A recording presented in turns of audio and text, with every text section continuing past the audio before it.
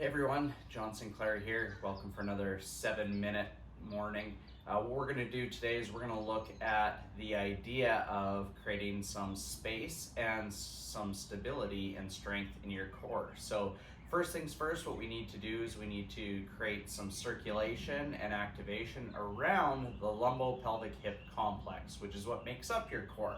Lumbo being lumbar spine, pelvis being the big pelvic ring, and the hip that articulates in with the pelvis, and then of course the muscles and connective tissue that cross those joints and how the nervous system interacts and helps coordinate motion. So what we want to do first and foremost, like I said, is start with some circulation. Today's focus is going to be on creating some unloaded, focused forces directly to the lumbopelvic hip complex. So we'll break that down as I talk a little bit more. So first things first, let's do a rub and scrub. So you're going to take your hands, we're going to start to scrub around the key anchor points of the pelvis like we've done in other videos.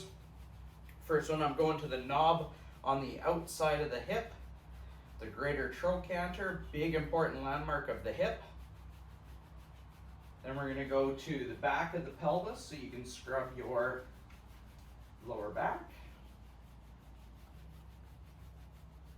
Go across the lumbar spine.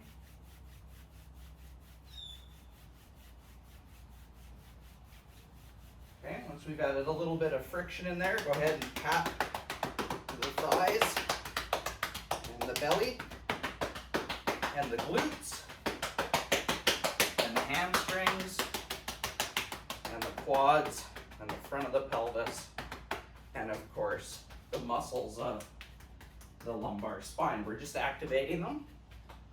Okay, next thing we're going to do is we're going to mobilize around the pelvis and the hips. So let's stagger your stance, and we're just going to get a nice slow glide into the hip capsule here.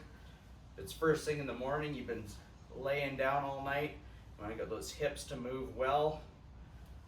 If they start to get a little sticky and we try to train the core and the joints in the core aren't moving well, then we're going to get some communication from those joints back to the brain and says, ouch. I don't like that very much. Okay, go to the other side. Nice and slow and subtle, adding some extensibility in the hip capsule. Okay, let's go really wide stance here. Shift your weight towards one side. Then we're going to take your opposite arm and reach. Come back. Now we're starting to get the hip, the pelvis, and the lumbar spine to start to communicate with each other.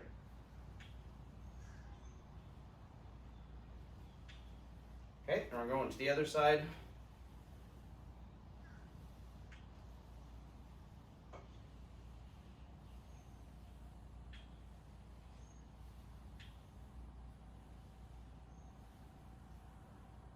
Good. Okay, let's go to the ground. We're going to do an alternating pigeon. So I'm going to take my outside leg, bring it across. So it's crossing the lead hand, and then I'm going to reach that lead hand forward. Come back. We go to the other side. Come back.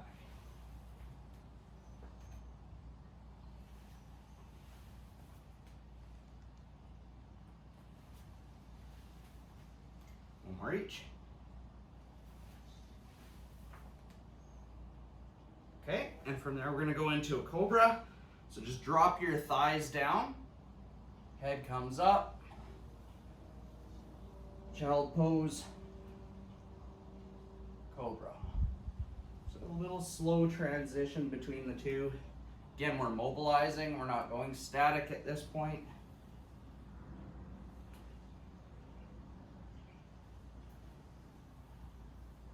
Okay, so we've mobilized, we've got a little bit of motion in there. Let's take you through core exercise number 1. And this is in a focused area, so we're trying to focus our attention towards the lumbopelvic complex. The first drill we're going to have you is in a prone, all fours, and we're going to do a bird dog. So you're going to reach straight out, come back in, straight out. So it's opposite hand, opposite foot reach, Imagine you got Easter Sunday dinner parked on your lower back. It's on a plate, your back is a table. Alternating reaching.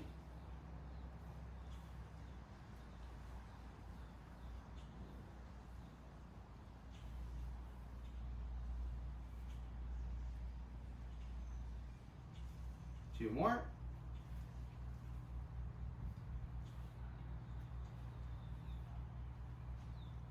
Okay. The next one we're going to do is a half kneeling ward. So I've got this little apparatus set up here. I'm gonna put a pillow down on the ground for your knee. Half kneeling means I got one knee down. I got one knee forward, or 1 foot forward. So we've got 2 points in contact.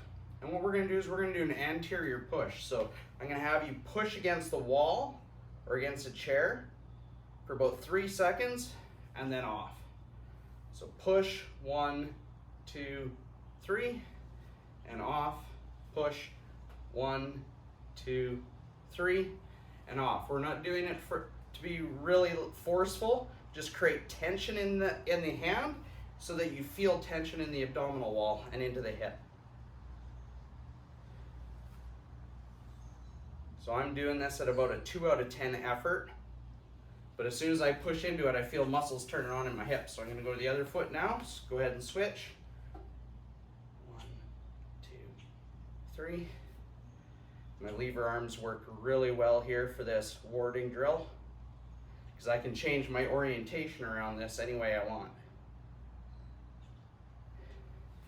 One more time. Again, I'm not pushing hard. I don't want to twist this apparatus.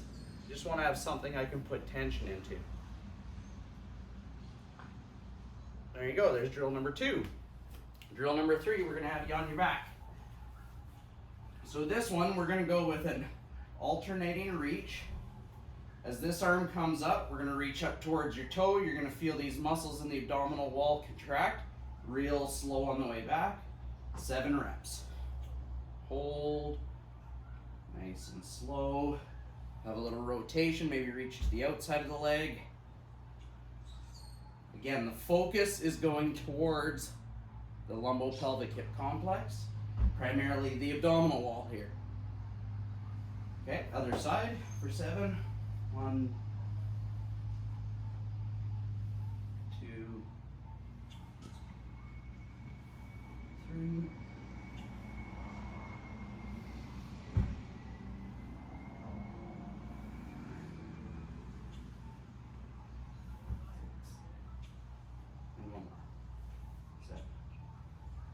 Great, and then the last core drill we're going to do is a sideline plank hold. We're gonna have your knees stacked together, forearm on the ground. Try to keep your shoulder over top of the forearm. Head is in a neutral position. Lift your hip off the ground. 1, 2, 3, 4, 5, 6, 7. Come back down. And again. 1, 2, 3, 4, 5, 6, 7. Switch to the other side. Stack your knees together. Shoulder directly over top of the elbow. Up. 1, 2, 3, 4, 5, 6, 7. Down. Head neutral. 1, 2, 3, 4, 5, 6, 7. There you go.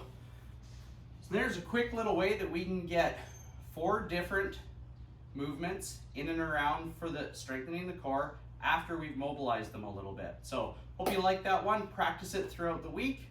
Let me know how it's going.